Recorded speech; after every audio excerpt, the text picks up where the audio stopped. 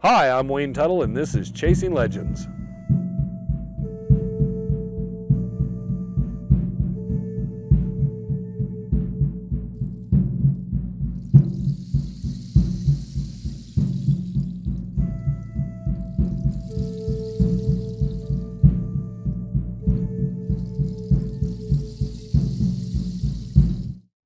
Welcome back. This is Chasing Legends. We're at episode 193. Pretty incredible that we've been going on this long. Please hit the like and then hit the notification bell. Subscribe to our channel. Leave a comment if you want to leave a comment. We do try to answer back or hit like if there's nothing really to answer to. You know, we always try to say thank you or something. Go to the About section, pick up a shirt, Dutch Hunter Rendezvous, Legend of the Superstition Mountains, black, gray, long sleeve, short sleeve if you like. Those things are still kind of moving along. Getting back into the Dutch Hunter Rendezvous coming up here very shortly in 2021, November 5th, 6th, and 7th at the Don's Camp. Bring your own food, bring your own water, and please bring some extra firewood so we can keep the fire going. A couple great guest speakers we got on tap for scheduled. Robert Kesselring and Thomas Glover. I think those will be awesome, so hopefully both will make it. Those things are always subject to change depending on their availability at the time. That all being said and done, let's get to the gist of things. This week we're going to do a second edition of something we did far earlier called 5 Burning Questions. So now prepare yourselves because we're getting ready for burning question number 1. Okay, burning question number 1. And this is something, these are things that get put in the comments, and I realize people don't always look at the comments and see my answers, and I start seeing them commented on more and more and more. So kind of always hope to do these episodes and get those things out of the way. One of the things about metal detecting, and people are always saying, why doesn't Frank do this? Why doesn't Frank do that? Frank is an expert metal detectorist, if that's an actual word. He has a variety of different metal detectors. He brings what he thinks is suitable for what we're looking for. So if you're looking for gold specifically, he has a metal detector that's tuned and set and is specifically for looking for gold. If it's for artifacts, it's different. He has different size coils and stuff. Gary Drayton doesn't have anything on Frank. And some of the stuff he actually has is very rare stuff, like one of a kind or maybe 2 or 3 of a kind worldwide type of pieces of equipment. We get a number of things brought in, pinpointers. People always bring it up, like once they've discovered the pinpointer, see Gary Drayton digging around or someone with it. In Arizona, in the clay and the hard dirt, especially down in the desert, it's kind of a useless tool for the most part. We're not looking for artifacts, we're looking for mineralization, but even for artifacts, when we're looking around, generally what you're gonna pick up is you're gonna pick up a shell case, and you might pick up an old beer pool tab, but the other thing you're gonna pick up is rocks, because why? It's so highly mineralized. There's so much iron content that we hit what we call hot rocks all the time. Pinpointer's kind of cool, but if you bring the pinpointer near your hand, it's gonna pick up your hand and what's in there, because guess what? There's minerals in your hand, which is why you use the plastic scoop under the metal detector, not your hand. I learned these things. Frank's very, very, very good. If there's something there to find, I always believe he will find it, and he generally does. We don't always film and show him gritting out. There's some stuff we film for the next season, and there's bits and pieces and finds you'll see on it, but we're not going to sit there for 2.5 hours showing him bit by bit by bit, the same reason Oak Island wouldn't.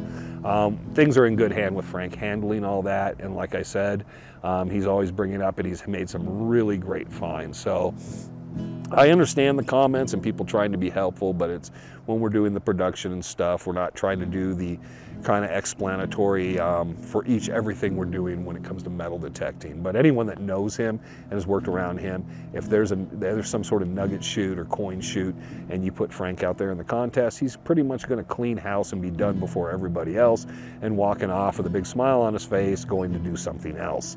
So Frank's got it taken care of. He's got it handled. We're always in good, capable hands. I think most anybody that knows him would say the same. Not telling people to quit commenting and stuff. We're always open to comments and criticism and so forth. But yeah, he does a great job. So, and he has the equipment, and the equipment's always there. The pinpointer, multiple detectors, all kinds of stuff. And the Falcon and different things we use to check mineralization. I think in the first episode we used the Falcon, checking on the rock content for gold and stuff. So always kind of catch those episodes. If you watch them chronologically on the episodes and other stuff, you will catch that. So that was burning question 1. Hopefully that answers a lot of things for a lot of people, specific questions of equipment and this and that. Maybe I'll set something up with Frank sometime. Bells going off here. We're in Flagstaff, Arizona, by the way, kind of up in the North Country. That's the reason I'm wearing the jacket, because it's in the 30s right now. So that kind of answers most of the Frank stuff. Maybe sometime we'll do an episode just of Frank going through his equipment and stuff and all like that. All right, burning question number 2, right? Dos. Burning question number 2, what's up with the episodes and stuff? And we've talked about it a little. I've always kind of made reference to it. We ended up, by the time COVID came in full blast and stuff, and then because of a lot of health reasons and situations going on, we decided to back off things. Things got pretty heavy for, I think, everybody across the country. We had 5, 6, maybe 7 episodes in the bag, and there was a couple little things that kind of glitched us up, but we figured we'd be wrapping that stuff up, and it didn't quite go the way we planned. Plus, we ended up in a situation where we even talked about releasing 5 or 6 of those episodes and then come back and do a second half of that just to give everybody something. But the problem is what we were working at in the middle of what we were with these various stories, it really would have kind of messed things up for us as well as all of you, because you would have had to wait a long time to get the next part of it. And for us, it would have possibly kind of dirtied up what we were trying to do. It's really interesting stuff. It picks up where we left off. There's a lot that's happened in the last year and a half on all that. And I think people are going to be very intrigued. We went all over the place trying everything we possibly could, and I think people are going to be fascinated by the stories and of what we're investigating, what we were doing. So, but yeah, all that got messed up. Part of it was we were looking to work with some other people. I know at one point, one of the investigations we were doing, I talked to Charlie LeSueur, who works at Mysteries of the Superstition Mountains, and I asked Charlie, I said, hey, how about he said we should do something together sometime, and I said, I would like us to do what we're doing, and I told him kind of what we were thinking of doing in a specific program for an episode, and I said, I'd like you to come out and you could film behind us of us doing the filming. So his episode, or what if he wanted to use it, could be watching us as we're doing our thing, and he could participate, and he thought it was a cool idea, and unfortunately Charlie passed away. So we never got beyond that first kind of discussion, and I think we were at the museum discussing it one day. So we talked about doing that, and it never got off the ground, which was a shame. And then there was a couple other things I wanted to involve him in and what we were doing. And I think I even reference him actually in those episodes. I'll keep that so people will hear that we were referencing it, and then it just kind of fell apart, which was a shame. Never got to know him really that well, and also. But that was a shame, something we wanted to work on to give him some content, because you're always trying to kind of work with the other guys and help them out, because they got just, you know, it's so limited when you're just pulling stories out of just files like they do. So I thought giving them a little something out kind of away from the studio type setup that they do would be kind of fun. But the episodes got kind of hung up for various reasons like that. Then Woody Wampler ended up with COVID, and Woody was very, very bad shape. And of course the scary part of that is I don't want to put Frank in that position, even though we were only working in small groups, but then we also, in certain situations, were looking to bring other people in to work with us. It wasn't about people necessarily you might have known from the show necessarily. It was other people that help us in certain situations where we needed assistance. It needed to be more than a couple guys on camera and a couple guys doing something. We realized we needed a 5, 6, 7-man crew to do what we were doing. And because of that, safety reasons, we decided to hold off. So we got everything set up, the gear set up, we know where we're going, and we know what we're finishing, and we got some continuation of that stuff. But it was just until we get it all done and answer everything properly and get all that stuff, which hopefully this fall it will be, and then it might go beyond the 12 episodes. It might go beyond something like that. What we decide to do after that is that we kind of never really kind of thought beyond this, because once we got onto the storyline we were going, and the various different aspects of that story, we wanted to stick with that for time being. So that was kind of where that was, and that's where that is. So that was burning question 2. Everybody's always curious about it, especially with the YouTube stuff or even the stuff for television, because I did pitch that very same idea to the production companies that came to us, and people and producers, and everybody kind of thought they were interested. We'll see what it does. I think people are going to just be completely, it's going to be a little jaw-dropping, and I think the TV producers in the end are going to be a little kind of like kicking themselves in the butt they didn't follow us up on that, because it would have been very, very cool. So burning question number 2. Dos. Burning question number 3. Okay, so we're going here. And the other thing we got a lot of, and I got a lot of feedback from people, whether it was via email or in messages, phone calls, and even people walking up to me, was, what was History Channel doing? They took everything down from the episodes and the original 6 episodes on their History Channel site and brought them to 0 and then uploaded them again, kind of retitled them to kind of lure you into thinking maybe it might be new content, and they added nothing to it, ran them again, and they were pulling hundreds of thousands of views, and everything was kind of booming gangbusters, and everybody was all excited. And I told them, I don't know what it means, and I still to this point don't. I've had some contact with a number of people in production and producers who have been able, and they've talked to History Channel and so forth. And basically, History Channel's answer was, we don't know. So History Channel's official answer on why they took all the episodes down, reran the new episodes, or the old episodes as new episodes, is we don't know. So that tells you a lot. I don't know if it was some sort of marketing decision or nobody else understands or knows there, but yeah, they don't seem to have a particular idea of why they did it. We don't know why they did it. It kind of spurred up a lot of stuff and a lot of people, but it was surprising. I mean, those episodes have been banging out and they did really well. It could have been, they were getting commercial content and everything on it before, but it introduced a whole new group of people, and it'll probably bring a whole group of new people wondering whatever happened to the show, because now it's suddenly 6, almost 7 years later, and there's people just being introduced to the show, whether it was streaming on History Channel YouTube or somewhere through in demand. So the show's still out there, everything going. Don't know, maybe it was Lust for Gold, the film coming out, but something stirred them up and they did that. But History Channel's official answer on that of why it happened is they have no clue, because they don't seem to really even know they did it. I don't know. So that was burning question number 3. Burning question number 4, cuatro. Okay, so number 4 is kind of a bit of a different one. What are you guys doing all the time? I don't always necessarily know. I know Woody's recuperating. We'll see Woody at the rendezvous, and he's put on weight and he's doing very well. Frank and I were just out in Hewitt Canyon last week, and we'll be going out in the mountains and starting really pushing things up. We feel like we're a couple years behind on stuff we personally want to do. So Deleel I talk to occasionally, try to stay in touch. I know he watches these and he'll mention things. And Magnuson, we kind of once every 6 months we hear from Magnuson. A lot of it is just because we got so many different things going on individually, and because of COVID, it's changed a lot. I've kind of been out of the COVID bubble for the most part.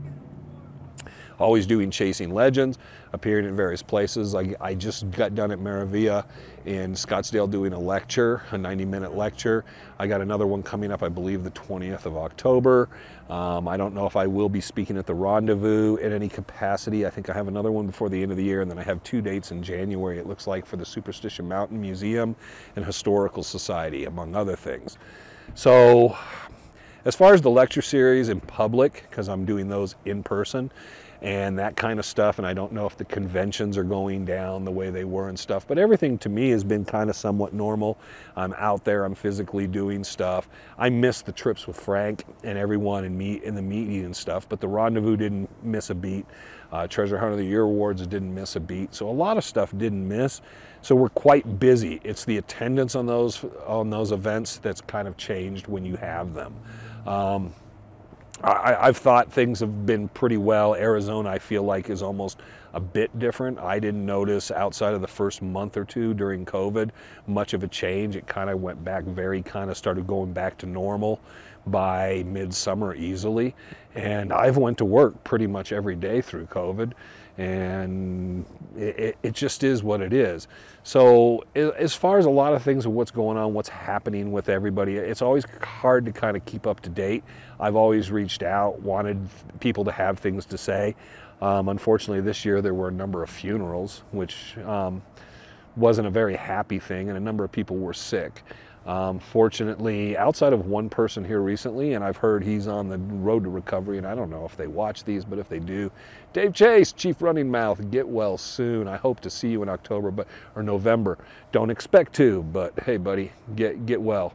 But you know, the guys we lost, it was just a number of other health issues and so forth. So it's been a rough year. Definitely losing people. We have a big project that is in production now, continuing production, that will go into probably post-production, I figure, by late November, December, and we should be putting some news together about what it would be and what it will be doing next year. Depending on that, it's always kind of up in the air because you never know who's going to reach out. We already have a couple projects I've already spoken about that I'd like to be involved with, and other things I'd like to do. There's always, you know, like I said, there's other production companies that reach out. I always try to get other people involved. Whether you saw Frank sometimes on television, Frank's generally always somewhere in the area or somewhere off camera, off set, because I like to have him out when we're doing stuff and all, and meet some of the crew people and all that stuff, and keep him involved. But it's always, you know, I think it's also to the aspect of whether you're comfortable or whether you just want to do it or you have the time. I think I don't like to speak for the other guys, but sometimes it's whether it's worth my while. And there's a lot, I probably turn down 9 out of 10 things just purely because I don't really have an interest. I don't know where I fit in. They don't seem to be organized or coordinated properly. Having worked with some really good groups at this point, and definitely the last time with Prometheus and the Oak Island group, it was nice because everything kind of flowed. It's still a little bit of a mess because television always is a mess, but it's kind of nice. And I think anybody that works on television, all the different various people, would tell you that. They're kind of all a little bit all over the place. But I liked working with those groups, not necessarily knowing it would get on television, because there's 4 or 5 things that never made television that I worked on, that, you know, episodic things, and I was kind of happy with working on them.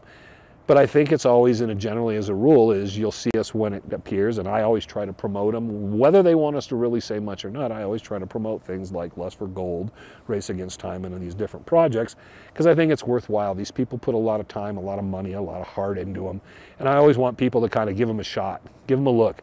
I don't think it's whether you like them, thumbs up or thumbs down, just always kind of go out there and support those projects. So, and if people reach out to me and ask me to support their projects, that's fine. And I have no problem with that. I perfectly enjoy coming out and even watching what they're doing, or just kind of hearing what they're doing, and doing the podcasts with people and the radio shows and hearing about the different projects, because I'm as interested in other people's projects as I am my own, because I like to see what they're doing and what kind of new things they're tackling or what new possibilities they might be looking at. So I hope that kind of answers that. That was meandering, if anything here today was. But that was burning question kind of number 4, covering a lot of little different things. And hopefully you know, you can keep the comments going. If you ask, I'll still answer. It just, that was more of a long form answer than I really want to type, because like most people, I got a phone that has little buttons and it takes a long time to type all that out. It was much easier to say it. So burning question number 4, cuatro. Okay, so burning question number 5 here, the big one. I get a lot of people that do requests and stuff, and I always kind of feel bad because it's a number of different things. I get a lot of people that say, hey, I found the Lost Dutchman Mine. Would you come out here, hook up with me, and we'll go out and we'll get the gold. And then I got the people that say, hey, for $10,000, I'd like to take you out and show where the Lost Dutchman is and have you be my partner. Really? So I think I've touched upon this a little before, but I have also people that call up and say, hey, I'm coming out. Would you go out on a hike with me? Or, hey, I'm coming out.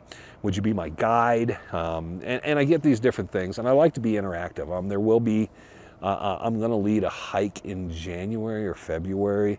I'm going to see how that goes. We talked at one time through the Historical Society, the museum or something. We reached out and we did a hike or 2. And they went really well, and I don't know why those didn't continue. This is many years ago. This is like 8, 9 years ago. And I thought it would be a cool thing to do. is break it up, and when you have groups going into the wilderness area, break them up into groups. I know one group could be led by like Greg Davis from the museum, Jack Carlson, the author. I was with one group, and it was kind of nice because you have different groups of people, and then we're meeting up in different places and stuff, but it was kind of a cool little interactive thing. As far as guiding people going out camping with people, it's not really my interest. I always try to let people know, buy Jack Carlson's book. It'd be a better companion in the mountains than I would be. I take my time in the mountains very serious. I enjoy spending it with the people I know. Randy Wright was a big one for just not knowing someone and going meeting him and just taking off in the mountains with him. And I would always refer to him as he was insane for doing that. I'm very much more cautious, and I'm much more hesitant about it. It's nothing about you personally. It's about me personally and how I am. Randy, if I ever we could do a thing, Randy could, it would be great for him to explain how, of the two of us, he was the far more sociable. I was much more, I would kind of withdraw. In the mountains, I would be very quiet. I spent a lot of time in the mountains on my own, camping on my own, hiking on my own, and doing things on my own. So I tend to kind of be like that. If you watch the show, you kind of get that feel a little bit about it. And when you're like that, especially with people you don't know, it's very difficult. When we've done a lot of hiking and stuff, and hikes, guided hikes, I've noticed that I will talk about the history and stuff, but I tend to be, it's the people closest to me I'm talking and answering some questions for. But I'm not in the room to do a lecture in front of people. It's fine. It's completely different. In the mountains, I'm wanting to explore, wanted to do other things and stuff. It's not that I'm dismissive of your ideas or your thoughts or your opinions, your ideologies or your beliefs. It's kind of that thing of like, I kind of like doing my own thing, and I actually do feel bad when I have to tell people, and I've had a lot of people ask, will you guide, will you do this, would you, Frank, take us out? And that's just not up our alley. If you're looking for guides, I don't even know if Ron Feldman, the Feldmans and Jesse and Josh do much of the packing or taking people in and doing that sort of thing. That's a thing of the past. And I think it's just because the risks you're taking involved with people, not saying you're bad people, but the risks you're taking and just the different problems you can be associated and stuff. It's a dangerous place. Things can happen to people. And in the same token goes to is if you found a mine worth $200 million, why am I investing anything in it? You have $200 million. If anything, if you want my endorsement for it, which I don't understand why you would, but I kind of see through that a bit. Then there are the people, honestly, that feel like they've found something, and I try to accommodate. I'm a busy man. I have a full-time job. I have a lot I'm doing. There's a lot on my plate. I get committed to projects, and I don't know if people always understand that. I have other projects. Once I commit to them, I want to see them through, like I just talked about. One we're working on through to the end of the year. And while that's eating up time, and the rendezvous eating up time, and then we're doing the episodes and working with Frank and stuff, all that stuff eats up a lot of time. And then you're asking me to take more time out of the rest of my life to do these other things. It's always a possibility. I just always feel bad because I can't really give the straight answer, and I'm always interested. I'm willing to have the conversations and talk to people about them and see if I'm available to kind of do what they can. If you're expecting me to wholeheartedly, just because I see a stone foundation or an open adit somewhere, to just say, this guy found it, you're probably not getting that open endorsement from me, because I would need a lot more proof than that.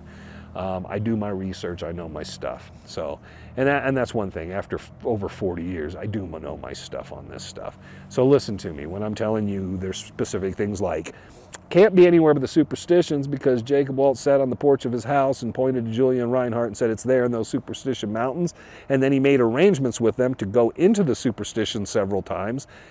It's hard to say it's anywhere but there, because that's from Jacob Waltz, and that's what he told the people. So that's a first-hand personal story. That's not even something you can just mess with. I mean, I understand shoots with Goldfield Mountains and Bulldog, because at least it's the general direction. So you can, I can live with that. But if you want to put it in the Estrellas, you want to put it in the Haciampas, you want to put it up in Black Canyon City, you want to put it up in Carefree Cape, it's kind of ridiculous because you have to take the word of Jacob Waltz and the people that were with him to going search and going to clean out the camp. There's no reason his camp would be in this wilderness area of the Superstition Mountains if his gold mine was in Black Canyon City or Wickenburg at the Vulture Mine. He wouldn't have done that. He had every full intention of going get that. So it's not your waste of my time. I love to hear the theories. I love to hear the stuff. Just don't get angry. You know, if your thought and feeling, best to you. If you can find it and you can pull out $200 million of gold, and even if it isn't Waltz, if you can pull out $200 million of gold, hey, you know, be happy with that. Be happy with your own thing and be happy with what you're doing. That's what I am. So I hope that answered that question, kind of covered that of where we get all that information. We always try to generally be nice guys. I hope everybody continues watching as we get near to episode 200 and we get a lot of other things going. We're up here in the cool pines of Flagstaff, Arizona. So yeah, look at the stretches I have to do to bring you Chasing Legends, huh? Got to go to the camera if the camera won't come to you. So we'll be doing that. Make it to the rendezvous if you can, 5th, 6th, and 7th of November, Don's Camp. The information is in a previous video. I think we have a couple videos covering the Dons anymore and some of that stuff. Maybe we'll do the history of the Dons sometime on one of these Chasing Legends. Catch us anytime you can.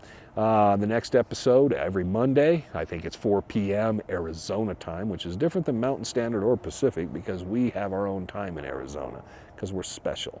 So until the next time, I'm Wayne Tuttle. You're not. This was Chasing Legends, and take care.